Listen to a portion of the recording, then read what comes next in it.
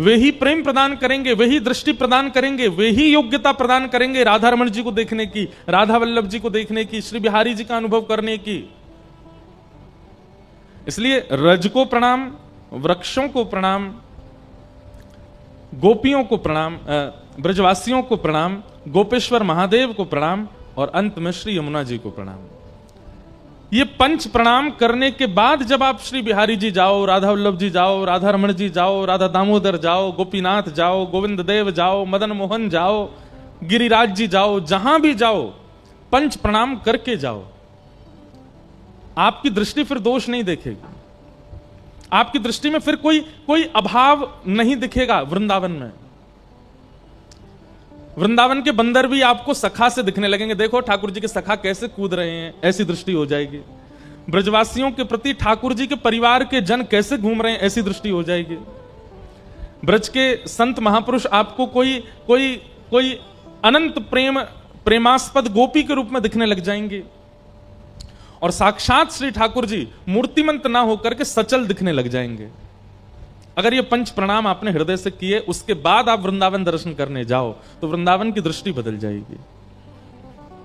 उनमें से एक है श्री यमुना जी। हमारी यमुना जी का स्वरूप आजकल बहुत बिगाड़ दिया लोगों ने। सरकार भी इस पर बिल्कुल ध्यान नहीं देती है। आपको हम एक बात सत्य कहें, हम कथा में कहते हैं कि ठाकुर जी यदि किसी पर कृपा करके ब्रज में मिलने का मन बना लेंगे, ब्रज में किसी को दर्शन देने का अगर मन ठाकुर जी ने बना लिया तो दो ही जगह हैं, या तो यमुना जी या फिर गिरिराज जी, और ये दोनों ही लुप्त होते जा रहे हैं।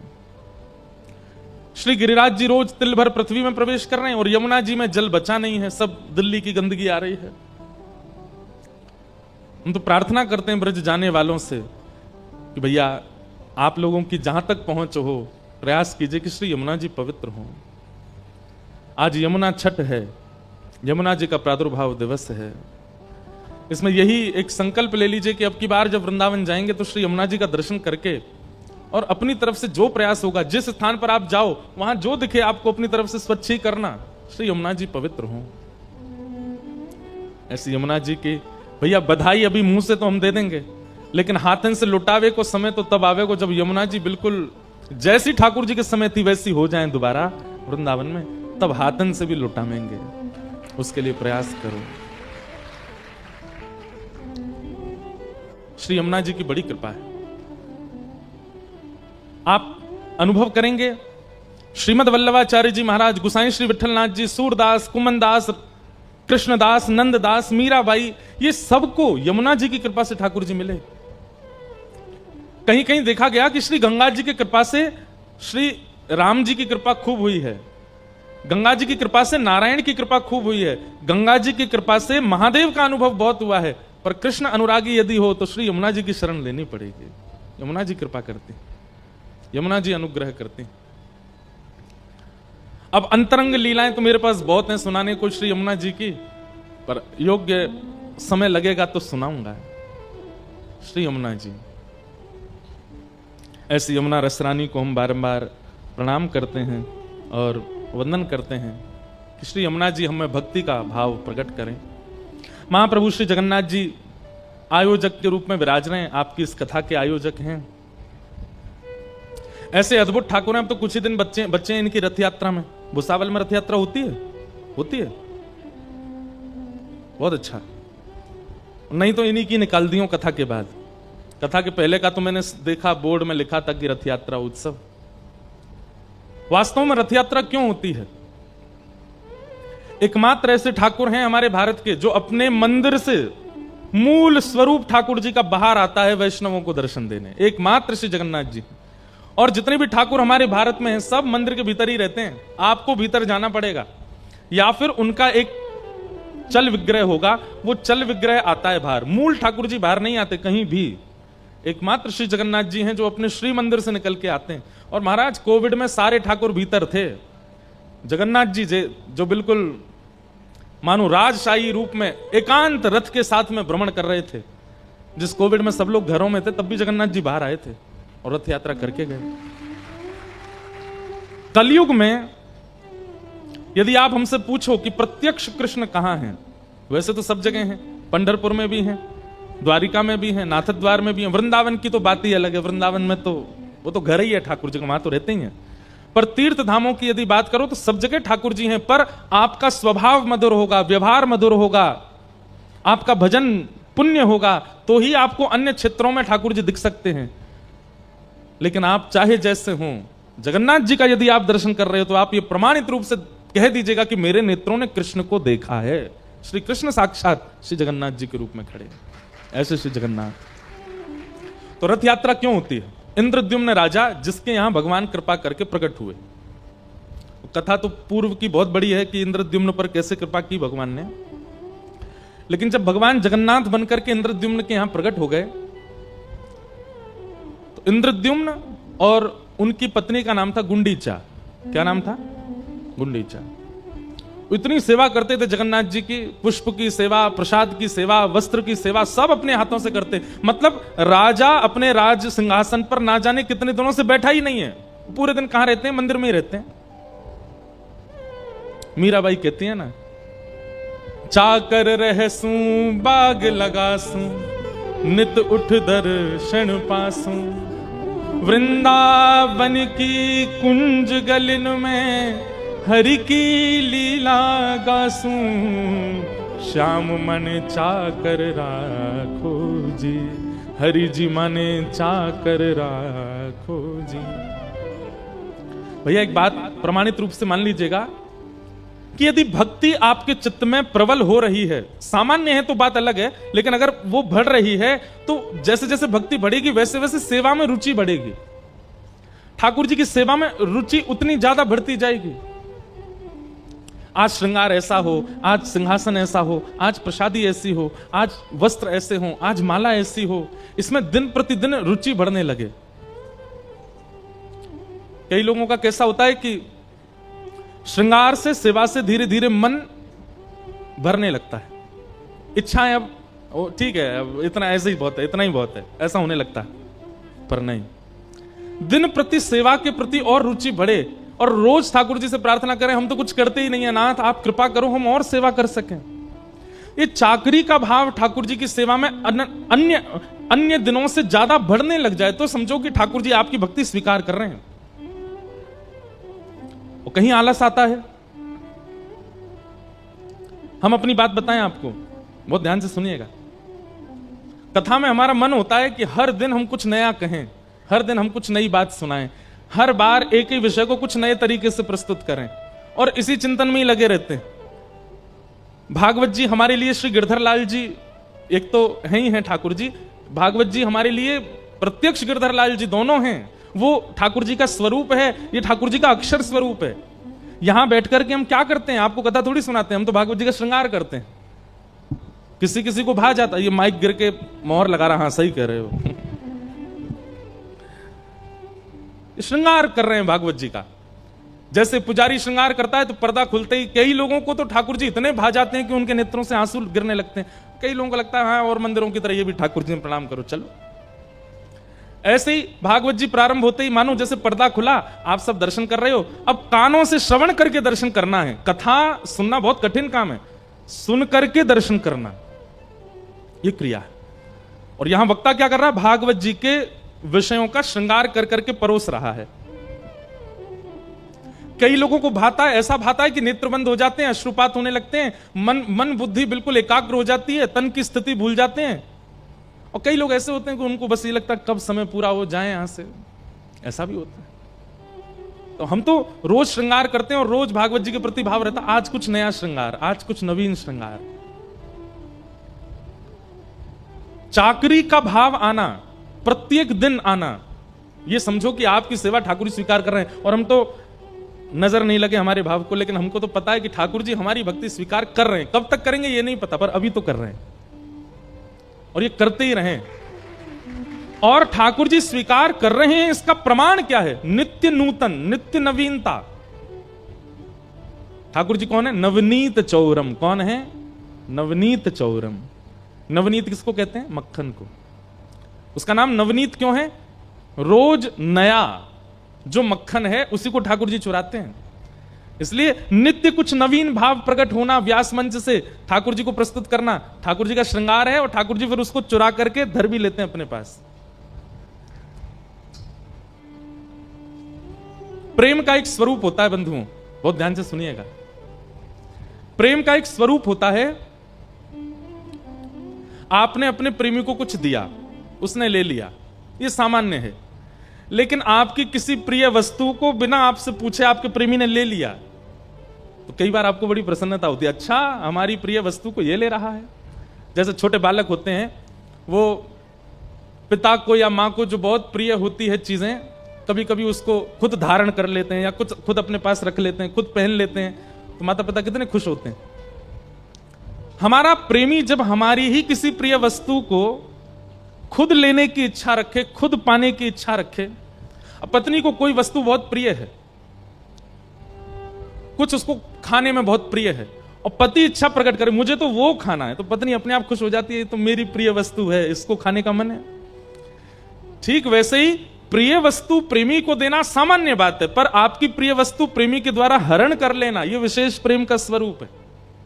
ठाकुर जी चोरी करते हैं, ठाकुर जी लेते नहीं हैं। वास्तव में भक्ति तो तब मानो कि आप सामग्री बना रहे हो रसोई में और थाली में परोस के दे रहे हो, तो समझो सामान्य भक्ति है। पर आपने रसोई में सामग्री बनाई और बना करके आपने सोचा मैं 1 मिनट थोड़ा हाथ धो करके आऊं, इतने में तो चोरी करके भाज गए, तब समझो कि हाँ ये विशेष भाव हुआ। आज ठाकुर जी खुद हरण कर रहे हैं, हमारा हरण ही नहीं करते ठाकुर जी, हमको देना पड़ता है उनके आगे, ले जाओ ठाकुर जी, रख लो ठाकुर जी। भक्ति ऐसी करो बंधुओं, सेवा ऐसी करो कि ठाकुर जी चोरी किया करें। चोरी कैसे? जैसे आपने सोच लिया कि मुझे ऐसे श्रृंगार करना है, आज ये माला धराएंगे, ये हाथ में कड़ूला धराएंगे, ये पाजेब धराएंगे, ऐसे कुंडल धराएंगे, ऐसा मुकुट धराएंगे, सब निकाल करके आपने रखा। आपको याद है कि आपने सब रखा और श्रृंगार करते करते देखा उसमें से कुछ गायब हो गया, नहीं मिल रहा है। ये जो भाव से सेवा करते हैं ना अपने घर में, उनके साथ ही होता होगा। पूरी सामग्री निकाल ली, फिर भी एक गायब हो गई। खूब ढूंढेंगे, आप खड़े हो जाएंगे, कपड़े झाड़ेंगे, नहीं मिलेगा। आधा दिन निकल गया, सोच ही रहे कहां गया, रखा तो यहीं था। तभी पता चला ठाकुर जी के सिंहासन के बगल में ही रखा था। क्यों? ठाकुर जी ने चुरा के धर लिया था, अपने पास भीतर धर लिया था। कभी ऐसा होता है? सबके साथ नहीं हो सकता। जो बहुत भाव से सेवा करता होगा उसके संग होता ही होगा। ठाकुर जी चोरी कर लेते हैं। कुम्मन दास जी के साथ होता था, गोविंद दास के साथ होता था, गुसाई श्री विठलनाथ जी के साथ होता था, ठाकुर जी खुद चुरा लेते थे। तो चाकरी का भाव आना, सेवा का नित्य भाव आना कृपा है। तो इंद्रद्युम्न राजा रोज सेवा करते थे जगन्नाथ जी की। एक दिन जगन्नाथ जी प्रसन्न हो गए और प्रसन्न होकर के इंद्रद्युम्न राजा से बोले कुछ मांगो, तुम्हें कुछ देना चाहता हूं। इतने में पत्नी आकर के भी बैठी, तो जगन्नाथ जी बोले तुम भी मांगो। वैसे तो ऐसा होता है कि दंपति एक वरदान मांगे, लेकिन तुम दोनों अलग अलग मांगो, जो मांगोगे सो दूंगा। इंद्रद्युम्न राजा ने नेत्र बंद करके क्या मांगा, ऐसा आश्चर्यजनक मांगा जगन्नाथ जी से। वो कहता है कि हे नाथ ऐसी कृपा करना, मेरा वंश वर्धन ना हो, मेरा वंश बस मुझ तक ही रहे, मेरे बाद कोई हो ना। जगन्नाथ भगवान बोले इंद्रद्युम्न राजा ये कैसा वरदान मांग रहे हो? सब लोग अपना वंश आगे बढ़ाना चाहते, तुम कहते वंश ही ना बढ़े। इंद्रद्युम्न राजा बोला कि नाथ मुझे भय है कि जैसा प्रेम, जैसी भक्ति मेरे चित्त में आपके प्रति है, कहीं मेरे बच्चे, उनके बच्चे या कालांतर में जाकर के उनकी पीढ़ी में अगर वो प्रेम नहीं आया तो लोग बात क्या कहेंगे, ये बिल्कुल जगन्नाथ जी से प्रेम नहीं करते। कौन है? बोले इंद्रद्युम्न राजा का वंशज है। तो मुझे बहुत पीड़ा होगी। मेरा जैसा प्रेमी मेरे वंश में होगा इसकी मुझे गारंटी नहीं है, इसलिए मेरा वंश बढ़े ना, यहीं रुक जाए, मुझ पे ही अंत हो जाए, ऐसी कृपा करो। जगन्नाथ जी बोले वाह भैया, तुम्हारे प्रेम की हम बलिहारी, कैसा वरदान मांग रहे हो। ठीक है तथास्तु। मन ही मन मांगा था, बोला था नहीं। बगल में पत्नी बैठी थी। जगन्नाथ जी ने कहा तुम मांगो क्या चाहिए। पत्नी ने वरदान मांगा कि मेरी जैसी भक्ति करने वाला, सेवा करने वाला आपका सेवक और हमारा एक पुत्र जन्म ले। जगन्नाथ जी सोच में पड़ गए, अब क्या करें। पति कह रहा है कि वंश आगे ना बढ़े, पत्नी कह रही है एक बालक हो जाए। इंद्रद्युम्न राजा अपनी पत्नी पर नाराज हो गया, तुम महाप्रभु जगन्नाथ जी से संतान कैसे मांग सकती हो? तुम संसार की वस्तु मांग कैसे सकती हो महाप्रभु जी से? अरे तुमको जो रुचिकर लगा तुमने मांगा, मुझे जो रुचिकर लगा मैंने मांगा। एक संतान तो चाहिए। मां को तो तभी सुख मिलता है, ब्याह के बाद उसको इच्छा होती है कि मेरे गोद में मेरा बालक हो। महाप्रभु जगन्नाथ जी बोले, तुम लोग झगड़ो मत, मेरी टेंशन दूर करो। ये दो अलग अलग चीजें मांग रहे हो, तुम कहते हो संतान ना हो, ये कहती है एक संतान हो, कैसे होगा पूरा? इंद्रद्युम्न राजा बोला, आपको मेरी बात माननी पड़ेगी। गुंडीचा बोली, नहीं नहीं मेरी बात माननी पड़ेगी, भात दाल तो मैं ही बना के लाती हूं आपके लिए। महाप्रभु जी बोले, अच्छा रुक जा, हम तुम दोनों की इच्छा पूरी करते हैं। बोले क्या? इंद्रद्युम्न ने मांगा कि उसके संतान ना हो, नहीं होगी। और गुंडीचा आप कहती हैं कि आपको एक पुत्र हो, तो आज से लेकर के जब तक इस पृथ्वी पर सूर्य चंद्र का प्रकाश है, मैं ही आपका पुत्र हूं। और मां, आपके मन में आ रहा होगा कि मैं तो परमात्मा हूं और मैं तो जगन्नाथ बन के बैठा हूं दुनिया को दर्शन देने के लिए, और भगवान जब दर्शन में ही व्यस्त हैं तो मां को समय कब देंगे? आप चिंता मत करो, बस ये समझिएगा मैं दूंगा थोड़ा ही समय, लेकिन दूंगा। साल में हर साल अपने जन्मदिन, ठाकुर जगन्नाथ जी का जन्मोत्सव कब आता है? स्नान पूर्णिमा। स्नान पूर्णिमा के 15 दिन बाद रथ पर बैठ करके मैं स्वयं आऊंगा गुंडीचा आपके स्थान पर, और वहीं आपके हाथ के दाल भात खाऊंगा, आपके हाथ का रसगुल्ला पाऊंगा। आप जैसे एक बालक की तरह प्रेम एक बालक को मां करती, वैसे मुझे प्रेम करना, और 10 दिन जितना मुझसे होगा मैं आपके पास रुकूंगा। वहां मैं परमात्मा नहीं हूं, पर ब्रह्म नहीं हूं, वहां मैं आपका लाला हूं। आप मुझे लाला की तरह प्रेम करना, और फिर जब आपका मन पूरा हो जाए, मेरे से प्रेम हो जाए, दोबारा रथ में बैठ के फिर यहां आ जाऊंगा। अपनी मैया से मिलने जाते हैं ठाकुर जी रथ में बैठ करके, और मुझे श्लोक याद नहीं, जगन्नाथ जी का जिस मंदिर में जगन्नाथ जी विराजते हैं उसमें दर्शन करने का फल तो है ही, लेकिन गुंडीचा में जहां ठाकुर जी रथ यात्रा के बाद जाते हैं, वहां यदि दर्शन कर लिया, उस जो जगन्नाथ जी में श्री मंदिर में जहां जगन्नाथ जी विराजते हैं उसको कहते हैं ब्रह्मवेदी, और जहां ठाकुर जी गुंडीचा में विराजते हैं उसको कहते हैं जन्मवेदी। ठाकुर जी का जन्म उधर ही हुआ, श्री जगन्नाथ जी का। ठाकुर जी का उधर दर्शन करना, उसका कितना कोटि गुना फल होता है, उसका वर्णन नहीं किया जा सकता। यहां ठाकुर जी को परमात्मा मान करके देखना होता है, और गुंडीचा जब ठाकुर जी जाते हैं वहां ठाकुर जी को लाला मान करके देखना होता है। ऐसे महाप्रभु श्री जगन्नाथ जी।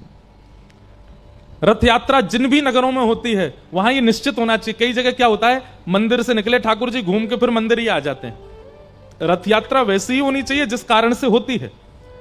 मंदिर से ठाकुर जी निकले और एक स्थान कोई नियुक्त होना चाहिए, वहां ऐसा भाव होना चाहिए कि यहां ठाकुर जी की मैया विराज रही है, कोई एक माता नगर की या कोई भी एक मैया के रूप में वहां विराजे, वहां ठाकुर जी जामे, वहां ठाकुर जी विराजें। 1 घंटा 2 घंटा 4 घंटा शाम तक ठाकुर जी वहीं रहें, वहीं भोग लगे, वहीं शयन करें, और फिर वहां से फिर लौट करके मंदिर आवे। रथ यात्रा का यह क्रम होना चाहिए। ऐसे महाप्रभु हमारे अत्यंत प्यारे दुलारे श्री जगन्नाथ जी को बारंबार प्रणाम। हमने कहा था कि हम नित्य जगन्नाथ जी को प्रणाम करके कथा प्रारंभ करेंगे, क्योंकि कथा के आयोजक यही हैं, श्री जगन्नाथ। बोलो वृंदावन बिहारी लाल की जय। तो कल हम लोग श्रवण कर रहे थे भागवत जी का मंगलाचरण। 3 श्लोक हैं मंगलाचरण में, 2 श्लोकों का श्रवण कल किया था। तीसरे श्लोक में वक्ताओं का गुण बताया गया, वक्ताओं को समझने के लिए तीसरा श्लोक कहा गया। निगम कल्प तरोर गलितम फलम सुख मुखादमृत द्रव संयुतम पिबत भागवतम रसमालयम मुहुर्हो रसिका भुवि भावुका। नैमिषारण्य क्षेत्र में 88,000 सोनिकादि ऋषि बैठे हैं, और उन सब ने सूत जी महाराज से 6 प्रश्न किए जिनमें भागवत की कथा चलती है। और इन 6 प्रश्नों का उत्तर देते हुए अब सूत जी महाराज यहां से कथा कहना प्रारंभ करते हैं। भगवान के अवतारों का वर्णन किया। अवतारों का वर्णन करने के बाद भागवत जी की रचना क्यों हुई यह भाव बताया गया। बहुत ध्यानपूर्वक सुनिएगा। वेद व्यास जी महाराज ने सब कुछ लिखा, 4 वेद लिखे, 18 उप पुराण लिखे, 17 महापुराण लिखे, उपनिषद लिखे, लेकिन वेद व्यास जी के चित्त को संतोष नहीं है। आप कुछ भी करते हैं जीवन में, अगर संतुष्टि ना हो तो अपनी क्रिया व्यर्थ की मेहनत सी लगती है। कोई सब्जी बनाना जानता है, रसोई अच्छी बनाना जानता है, अगर वो रसोई में कुछ बनावे तो उसको पता होता है मैं चाहे लाख लोग मेरी प्रशंसा कर लें लेकिन मैंने ये अच्छा बनाया ही नहीं है। और घर वाले कहने बहुत अच्छा बना, बहुत अच्छा बना, बहुत अच्छा बना, पर वो स्वयं जानता है कि नहीं अभी ये वैसा नहीं बना। उसकी संतुष्टि से ही प्रसादी जो है वो सिद्ध मानी जाती है। और कई बार ऐसा होता है, चार लोग कहते हैं आज इसमें नमक कम था, आज इसमें नींबू कम था, या आज इसमें मसाले कम थे। वो जो बनाने वाला वो संतुष्ट है, तो वो कहेगा देखो तुम्हारी जीभ में ही कोई कमी होगी, आज बनाया तो मैंने बहुत मन से है, बहुत अच्छा बना, इसमें कमी हो नहीं सकती। कहीं ना कहीं आपकी क्रिया में आत्मसंतुष्टि जो है वो उस क्रिया को सिद्ध कर देती है। और कई बार ऐसा होता है कि क्रिया करने के बाद असमंजस बनी रहती है, कंफ्यूजन बना रहता है, पता नहीं अच्छा है कि नहीं, होगा कि नहीं, किया कि नहीं, आदि आदि। एग्जाम हॉल से बच्चे जब निकलते हैं बाहर, उनका चेहरा बता देता है कैसा पेपर दे के आए हैं। कई बच्चे जाकर के अपने माता पिता से कहते हैं बहुत अच्छा करके आया, बहुत अच्छा करके आया, पर मां समझ जाती है अच्छा ये हम अपनी बात बता रहे हैं। मां हमसे पूछती कैसा हुआ पेपर में, बहुत अच्छा हुआ। बोले इधर आंख में आंख डाल के बोल, हुआ तो अच्छा, कुछ क्वेश्चन छूट, कितने छूटे, छूट गए कुछ तो, कितने आए थे, मैंने कहा 50 थे, कितने करके आया, मैंने कहा आपको कैसे पता, मैं कहते रहा हूं अच्छा करेगा। बोले तेरा जो आत्मविश्वास है वो प्रकट नहीं हो रहा है चेहरे पर। इसका मतलब क्या है, संतोष मुख पर झलकता है। और जब संतोषी व्यक्ति होता है, अपनी क्रिया के प्रति निश्चित है कि उसका फल है वो उचित ही मिलेगा। लेकिन व्यक्ति कहीं कंफ्यूजन में है, असमंजस में है, तो निश्चित है कि वह क्रिया उसकी अच्छी हुई नहीं है। वेदव्यास जी महाराज 4 वेद लिख चुके हैं, 18 उपपुराण लिख चुके हैं, 17 महापुराण लिख चुके हैं, लेकिन उनका मन संतुष्ट नहीं था। वे सोच रहे हैं कि कुछ तो छूट रहा है, कुछ तो कमी रह गई है, कहीं तो अपूर्णता सी लग रही है। ध्यानपूर्वक सुनिएगा, जब भी अपनी किसी क्रिया के प्रति असंतुष्टि का अनुभव होता हो तो यह कथा ध्यान से सुनिएगा। उस असंतुष्टि की पूर्ति कैसे हो सकती है।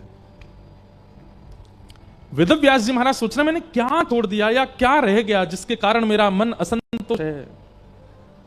तभी वहां नारद जी का आगमन हुआ और नारद जी ने आकर के कहा व्यास जी क्या बात है, इतने दुखी क्यों हो। व्यास जी ने बताया मैंने इतना कुछ लिख दिया पर पता नहीं क्यों मन संतुष्ट नहीं है मेरा।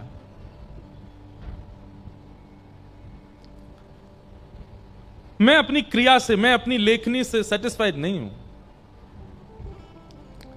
तब नारद जी बोले मैं बताऊं कारण क्या है। बोले क्या कारण है।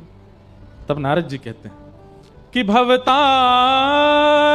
प्रायम यशो भगवतो मलम ये नैवासो न तुष्येत मन्ये तद्दर्शनम खिलम। हे नाथ, आपने जितने भी ग्रंथ लिखे हैं ना, उन सब में आपने धर्म का बहुत प्रचार किया, अर्थ का बहुत प्रचार किया, काम का भी प्रचार किया, मोक्ष का भी प्रचार किया। ऐसा क्या कर्म करें कि मोक्ष मिले, ऐसा क्या कर्म करें कि कामनाओं की पूर्ति हो, ऐसा क्या कर्म करें कि धर्म हो जाए। पर आपने अपने किसी भी ग्रंथ में प्रेम का प्रचार नहीं किया, इसलिए आपका चित्त अशांत है। समझ में आई बात। आप जो भी क्रिया करते हैं उस क्रिया में प्रधानता उसके स्वरूप को देते हो, उस क्रिया में प्रधानता उसके स्वाद को देते हो, उस क्रिया में प्रधानता किसी की प्रसन्नता को देते हो, उस क्रिया में प्रधानता आप बाकी सब चीजों को देते हो, प्रेम को नहीं देते। इसलिए आप अपनी क्रिया से असंतुष्टि रहते हो। ध्यानपूर्वक सुनिए हमारी बात, इधर देखो सब लोग। मान लीजिए आप एक गायक हैं, गाते हैं, तो गायकी में आप प्रधानता किसको दे रहे हो। मेरा स्वर लगना चाहिए, मेरे स्वर से जितने लोग सुने सबके मुंह से वाहवाही निकलनी चाहिए, मेरे स्वर से मेरे फैंस होने चाहिए, मेरे आकर्षक होने चाहिए, मेरे मुरीद होने चाहिए लोग। अब आपका उद्देश्य आपकी गायकी में स्वर लगाना, लोगों को प्रभावित करना, अपना फैन बनाना, यही बन गया। प्रेम नहीं है उसमें। आप अपनी उस क्रिया से संतुष्ट नहीं हो सकते। आप एक कथाकार हैं, मैं अपने लिए कहूं तो आप अपनी कथा में प्रधानता क्या रखते हैं। कि लोग बाग मेरे वाणी पर, मेरी गायकी पर, मेरी बोली पर, मेरे चलन पर, मेरी चाल पर सब मोहित हों, लोग मेरे से ऐसे मिलें, लोग मुझे माला पहनाएं, लोग मुझे दक्षिणा दें। तो आपका कथा में प्रधानता क्या है? दक्षिणा प्रधानता है। कथा में प्रधानता क्या है? वाणी का आकर्षण प्रधानता है। प्रधानता क्या है? लोगों को अपना बनाना प्रधानता है। प्रेम प्रधानता नहीं है, इसलिए वाणी प्रभाव नहीं डाल पाती। आप किसी भी क्रिया को उठा करके देखिए, अपनी पढ़ाई से लेकर के अपनी जॉब तक में आप कहीं भी असंतुष्ट क्यों हैं? क्योंकि आपकी प्रधानता प्रेम नहीं है, कुछ और है। जिस दिन आपने अपनी क्रिया में प्रधानता प्रेम को देना प्रारंभ किया, आपसे ज्यादा संतुष्ट कोई नहीं है फिर संसार में। होटल में 500 रुपए की दाल खा के आओ, अच्छी होगी, क्यों? उसमें मसाले अच्छे हैं, उसमें तेल अच्छा है, उसमें दाल अच्छी है, उसका प्रेजेंटेशन अच्छी है। लेकिन वो 500 रुपए की दाल अगर आपने लगातार 5 दिन तक खाई तो 6वें दिन हो सकता है आपका पेट गड़बड़ हो जाए। लेकिन घर में मां के हाथ की दाल खाओ, वो मां बनाती है, उसमें ज्यादा मसाले नहीं डालती, उसमें ज्यादा तेज छौंक नहीं लगाती, ज्यादा मिर्च नहीं डालती, सामान्य बना देती है। चलते फिरते कभी कभी लग भी जाती, जल भी जाती है, कभी कुछ हो भी जाता है, परंतु उस दाल से आपका पेट खराब नहीं होगा। क्यों? उसमें प्रेम प्रधान है। बाजार की में धन प्रधान है कि सामने वाला खाएगा मुझे धन देगा, अच्छा लगेगा तो और धन देगा। सामने वाला खाएगा तो एडिक्टेड हो जाएगा, कल फिर आएगा। सामने वाला खाएगा तो 4 लोगों को और बोलेगा कि मेरी दाल खाओ। पर मां के मन में ये सारी बात है ही नहीं। उसको बेटे से पैसे नहीं चाहिए, उसको 4 लोग और खाने वाले नहीं चाहिए, उसको बस ये चाहिए मेरा बेटा आया है, इसका पेट भरना चाहिए। वो प्रेम से बना रही है। तो प्रेम प्रस्तुत होते ही वो वस्तु आपका कभी अनित नहीं कर सकती। इसलिए भैया, आप अपनी क्रियाओं में आप चाहे जो कीजिए, कोई काम दुनिया का खराब नहीं होता, सारे काम अच्छे हैं। लेकिन बस अपना उद्देश्य धन को मत रखिएगा, अपना उद्देश्य ऐश्वर्य को मत रखिएगा, अपना उद्देश्य बहुत यश को मत रखिएगा, अपना उद्देश्य केवल प्रेम को रखिएगा। प्रेम प्रेम रहे। जितनी जोर से ताली बजी उतना ही इस बात को स्वीकार भी कीजिएगा, ताकि मैं भी ताली बजा सकूं कि वाह, स्वीकार की है। आज ही अपने कर्मों को देखिए, आप क्या क्या करते हैं, उस अपनी क्रिया में प्रेम को प्रधानता दीजिए।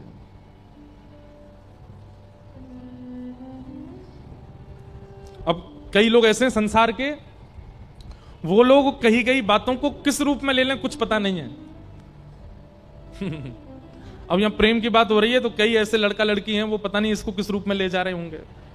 महाराज जी कह रहे हैं प्रेम को प्रधानता दो, कल से बेटा कॉलेज इसीलिए जाना है, पढ़ाई लिखाई गई भाड़ में, उसको देखने जाना है। नहीं, वो प्रेम नहीं है, वो तो आसक्ति है, वो तो आपकी एक इच्छा है। प्रेम का स्वरूप, प्रेम का भाव अद्भुत है। प्रेम किसे कहते हैं, इसकी बहुत परिभाषाएं। एक परिभाषा और सुन लीजिए, जहां ना हारने का डर है और ना जीतने की होड़ है, वो प्रेम है। वहां पर हारने का भय नहीं है और जीतने की होड़ भी नहीं है, वो प्रेम है। मां ने दाल बनाई, उसकी दाल में उसको बिल्कुल इच्छा नहीं है कि मेरा बेटा अगर पाए तो वो बहुत प्रशंसा करे, जीतने की होड़ नहीं है। और यदि कटोरी में थोड़ी दाल छोड़ भी दी तो मां को देख करके हार का भी अनुभव नहीं होता। जितनी पाई उसने पा ली ना, पेट भर गया ना, बस ये प्रेम है। आपकी कोई भी क्रिया है, उस क्रिया में प्रेम प्रधान है तो आप उस क्रिया में परम संतुष्ट हो।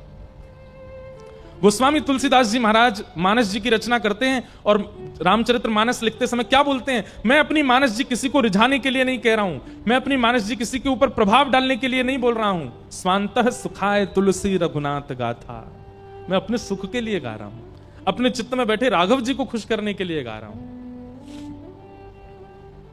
प्रेम। और यही बात नारद जी ने वेद व्यास जी को समझाई कि व्यास जी आपकी क्रिया में प्रेम प्रधान नहीं है, इसलिए आप असंतुष्ट हो। तब व्यास जी ने सोचा प्रेम प्रधान मतलब, बोले भगवान को परमात्मा मत दिखाइए सब ग्रंथों में, भगवान के ऐश्वर्य को मत दिखाइए सब ग्रंथों में, भगवान की योग्यताओं को मत दिखाइए सब ग्रंथों में, एक ऐसा ग्रंथ निर्माण कीजिए जहां केवल श्री ठाकुर जी का प्रेम प्रकट हो रहा हो। तब वेद व्यास जी ने श्रीमद् भागवत की रचना की। यहां ठाकुर जी का ऐश्वर्य, अब देखो भागवत जी कैसी हैं, भागवत जी में ठाकुर जी का ऐश्वर्य प्रधान नहीं है, प्रेम प्रधान है। प्रहलाद के लिए ठाकुर जी खंभ भेदन करके प्रकट हो गए, नरसिंह बन करके आए, और जैसे ही नरसिंह बन करके आए तो खंभ भेदन तो प्रभाव था, लेकिन थोड़ी देर प्रभाव कहने के बाद फिर क्या कहते हैं, ठाकुर जी ने जैसे प्रहलाद को देखा, नरसिंह भगवान के नेत्र सजल हो गए, प्रहलाद को गोद में उठा करके अंक में भर लिया, उसके सिर पे हाथ फेरने लगे, जीभ निकाल करके चाटने लगे। और फिर ठाकुर जी क्या कहते हैं पता है वहां पे, प्रहलाद यदि मैंने आने में विलंब किया हो तो मुझे क्षमा कर दो। प्रेमी बन गए, नरसिंह भगवान का प्रेम प्रधान आ गया। ध्रुव के लिए भगवान गरुण पर विराजमान होकर के शंख चक्र गदा लेकर के आए, जैसे ही ध्रुव जी के सामने आए, ये प्रभाव था, लेकिन ध्रुव जी की स्तुति सुनकर के योन्तः प्रविश्य मम वाचमिमां प्रसुप्तां संजीवयत्यखिल शक्तिधर स्वधाम्ना अन्यांश हस्तचरण श्रवणत्वगादि प्राणान् नमो भगवते पुरुषाय तुभ्यम्। भक्ति मुहुः प्रवहतां त्वयि मे प्रसंगो भूयादनंत महताम् अमिलाशयानां येनांजसोल्बणमुरुव्यसनं भवाब्धिं निश्चय भवद्गुण कथामृतपानमत्तः। ये भागवत जी की विशेषता बता रहे हैं हम। ठाकुर जी आए कैसे थे, प्रभावशाली बनके, चतुर्भुज रूप, गरुण पर विराजमान होके, लेकिन ध्रुव जी ने क्या मांगा, बोले हे ठाकुर जी, भगवान बोले कुछ मांगो। ठाकुर जी पहले ही सोच के आए थे मुझे ही मांगेगा और क्या मांगेगा, लेकिन ध्रुव जी क्या कहते हैं, हे ठाकुर जी ऐसी कृपा कर दो, आपकी कथा में मेरी ऐसी रति हो जाए जैसे एक व्यसनी व्यक्ति का व्यसन के प्रति होता है। व्यसनी व्यक्ति, पीने वाला व्यक्ति, वो 24 घंटा यही देखता रहता मुझे कब अवसर मिले और मैं पीऊं। खाने वाला व्यक्ति वो अवसर ही ढूंढता रहता है कि कब अवसर मिले मैं खाऊं। एक हमारे बड़े प्रेमी हैं, एक बार सुबह सुबह हम दोनों नाश्ता करके निकले, खूब पेट भर के नाश्ता किया, नाश्ता करके निकले, कहीं दूर जा रहे थे 100-150 किलोमीटर, तो बीच रास्ते में कहीं रुके, तो हम तो गए वॉशरूम, वो भारी रुक गए। जैसे ही मैं आया लौट के तो देखा तो ऐसे चक्कर लगा रहे थे बाहर रोड पे। मैंने क्या हो गया, बोले बहुत भोजन करके आया हूं, थोड़ा चल रहा हूं ताकि पच जाए। मैंने कहा अच्छी बात है, चल के तो पचाना ही चाहिए। बोले नहीं नहीं नहीं, मैं इसलिए नहीं पचा रहा हूं, मैं तो वहां पोहे बन रहे हैं, मेरे खाने के लिए जगह बनानी है पेट में। मैंने कहा धन्य भैया, इसलिए चल रहे हो तुम। तो कई लोगों का ऐसा व्यवहार होता है, वो खाने के लिए वो दौड़ रहे थे कि थोड़ा भोजन नीचे जाए तो पोहा भी धर लूं भीतर। तो कई बार व्यसनी व्यक्ति यही सोचता रहता है मैं कैसे व्यसन करूं। भोजन करने वाला यही सोचता है, उसको कितना भी भोजन करा दो, उसके सामने आप समोसा ला के धर दो, बोले समोसा बना बहुत बढ़िया है, इसमें ये है ये। अब क्या करें, पेट में तो बिल्कुल जगह नहीं है, लेकिन लाओ थोड़ा चख तो लेंगे ही। तो जिसको भोजन का बहुत ज्यादा शौक होता है ना, वो भरे पेट में भी 2-4 समोसा तो उड़ा लेता है।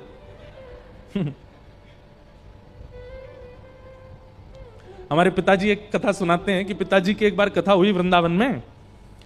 तो दिल्ली के एक थे, उन्होंने कथा कराई। कथा के पहले दिन से ही रोज पिताजी से बोलते, महाराज जी हमने सुना ब्रजवासी बड़े रज रज के भोजन करते हैं। पिताजी बोले हाँ, ऐसा ब्रजवासी लेके आइए अंतिम दिन कथा के भंडारे में जिसको मैं जितना पवाऊं वो मना ना करे। पिताजी बोले हाँ करेंगे करेंगे, व्यवस्था करेंगे। तो हमारे मथुरा के चतुर्वेदी समाज के बड़े बड़े महाराज, उनका ज्ञान देख लेंगे तो उन जैसी धारा प्रवाह संस्कृत कोई नहीं बोलता। देख करके स्थिति को वाक्य बना करके कवित्व बना के गा देते हैं। ऐसे ऐसे हमारे मथुरा के चतुर्वेदी हैं, ब्राह्मण सब। और ये शरीर उनका होता है कि महाराज दूर से ही लगे नंद बाबा आ रहे हैं चल के, माथे पे तिलक, मुंह में पान। तो एक चतुर्वेदी जी आए अंतिम दिन कथा में, पंगत हो गई पूरी, सबने प्रसाद पाया। तो वो गए पिताजी के पास जो कथा करा रहे थे, बोले महाराज जी आपने कोई ऐसा ब्रजवासी नहीं बुलाया। बोले बैठे ना, वो बैठे दूर, वो मथुरा से आए चतुर्वेदी, जाओ प्रसाद पवाओ। तो वो यजमान जो थे रसगुल्ला लेकर के गए बाल्टी में, जाकर के बोले महाराज जी एक रसगुल्ला। अब तो चूरन की भी जगह नहीं है पेट में, अब नहीं खाएंगे। महाराज जी एक रसगुल्ला ले लीजिए। ठाकुर जी महाराज कह रहे थे कि आप बहुत प्रेम से पाएंगे, हमारे हाथ से एक रसगुल्ला ले लीजिए। पर मेरी पत्नी खड़ी है, एक उसके हाथ से भी ले लीजिएगा। मेरी 2 बेटी हैं, एक उनके हाथ से भी लेना। एक बेटा है। बोले महाराज कहाँ, यहीं से ही बैकुंठ भेजना का हमें? अरे चूरन की जगह नहीं है पेट में, नहीं पाएंगे हम। इतने में पिताजी आए। बोले महाराज सुनो। बोले क्या? एक रसगुल्ला और 20 रुपया। तो वो जो बैठे थे, जिनके पेट में चूरन की भी जगह नहीं, वो बोले थोड़ा रकम बढ़ाओ। बोले 50 रुपया प्रति रसगुल्ला। लाओ 4 धर दो यहां पे। 4 रसगुल्ला लिए, 50-50 रुपया दक्षिणा ली, प्रेम से पालिए। ये तो तब है जब पेट में चूरन की जगह नहीं। उसके बाद सेठ जी बोले महाराज जी थोड़ा और आनंद, थोड़ा और आनंद। बोले क्यों? अब ठीक है। बोले हाँ भैया पालियो। अब तो बिल्कुल पा ही नहीं सकते, अब तो पानी भी नहीं पियेंगे हम, सीधे मथुरा जाके पानी पियेंगे, बिल्कुल जगह नहीं है। बोले 100 रुपया अगर प्रति रसगुल्ला मिले तो थोड़ा सा और बढ़ाओ। बोले 120 रुपया प्रति रसगुल्ला। लाओ 4 और धरो यहां पे। 4 और पा गए। 8 रसगुल्ला तो तब पा गए जब पेट में चूरन की जगह नहीं थी। तो जब प्रसाद के प्रति किसी की बहुत इच्छा हो जाती है तो फिर वो कैसे भी खा लेता है। एक हमारे साथ भी चलते तो हैं परिकर में, एक हैं भैया, आए नहीं है यहां कथा में। रात में दूध पी रहे थे तो दूध जो है वो बासा हो गया, उसमें से बासा हो जाता है ना दूध। नहीं इधर उधर मत देखो, यहां तो वो है ही नहीं है, वो आई नहीं है। बैठे तो यही है पर मैं क्यों बताऊं कौन से हैं। तो रात में दूध पी रहे थे, सब लोग बोले अरे दूध तो बासा हो गया, अब इसमें से गंध आ रही है, ये नहीं पी रहे। सब लोग छोड़ छाड़ के चले गए। वो भैया गए एकांत में, सारा दूध पीने लगे, बासा दूध। सबने देख लिया, भाई राम तुमको शर्म नहीं आती है, बासा दूध पी रहे हो। तो बोलते हैं बोले क्या फायदा, पेट में जाके दही तो बन जाएगा, क्यों छोड़ना, उसको पी लो। तो कई लोगों की भोजन के प्रति इतनी आसक्ति होती है कि वो कैसे भी नहीं छोड़ना चाहते उसको।